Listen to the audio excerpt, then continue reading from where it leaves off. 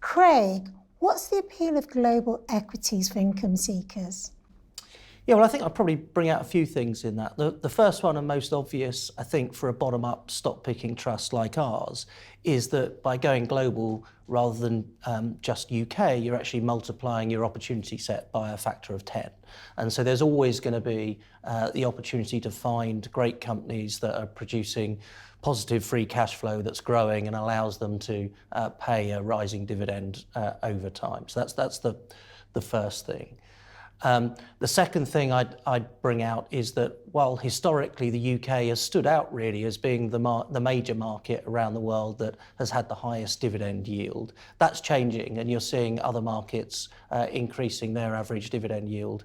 And so there's definitely companies within each of those that can be found that are high dividend payers, certainly high dividend growers over the long term.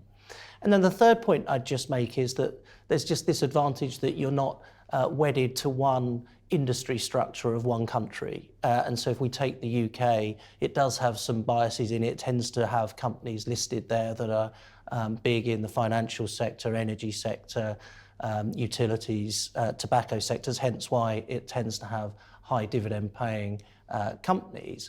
But there's a good question as to, over the very long term, notwithstanding some of the short term advantages of the valuations in the UK, whether these are companies that are going to have as many growth prospects as some of the other markets that have got more growth-oriented sectors in them, and whether they've actually got more sustainability issues attached to some of those sectors than others.